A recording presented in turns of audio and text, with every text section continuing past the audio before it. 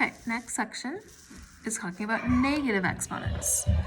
So you don't want to have a negative exponent, because if, let's say this was 4 to the positive 3, then we know it's 4 times 4 times 4. But if it's 4 to the negative 3, what does that mean? You know, you can't have, like this is telling me I have 3 4s being multiplied together. But how do I have negative 3 4s being multiplied together? That doesn't make sense. So we're going to change all of these into positive exponents. And how you do that is, if you have a negative exponent, what you do is you actually flip it and your exponent becomes positive. So if I have 4 to the negative 3 and I write it as a fraction, I'm going to flip that and get 4 to the third.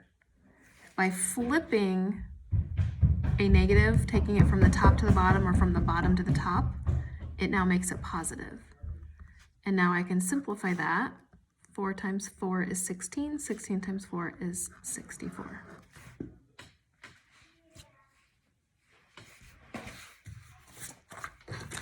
Two to the negative fifth.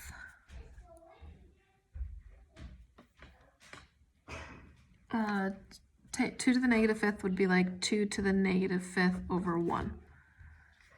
So we're going to flip that to 1 over 2 to the fifth. Once it's flipped, it becomes positive. And now I can do 2 times 2 times 2 times 2 times 2.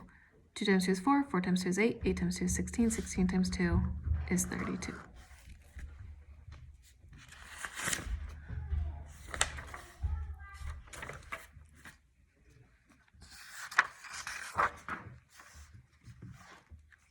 Okay, next one. Okay, so I have a to the fifth and b to the negative 4. So the only one that's going to get flipped is the b to the negative 4. So let's say this is over 1. So if a to the fifth is already positive, it's going to stay positive. And it's going to stay a to the fifth, and it's going to stay on the top. But this one, because it has a negative exponent, it has to go to the bottom. And that's your final answer. Once the b to the fourth comes to the bottom, you can get rid of that 1. Okay, so if it has a positive, it stays in its spot, but if it has a negative, it goes to the opposite side, opposite place. Okay, so this is 2x to the negative 3, y to the 4, c to the negative 5.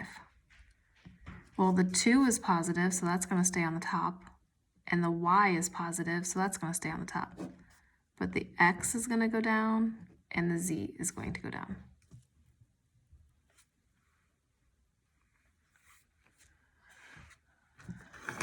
Okay, next one. The x to the 12th is already positive, so it's going to stay, but this one has to come up. So now our final answer is x to the 12th, y to the 7th.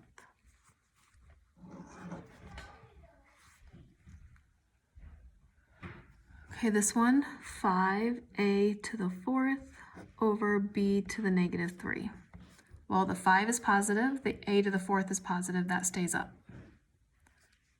This one, this negative 3 at the bottom, needs to come up to become positive. So 5a to the 4th, b to the 3.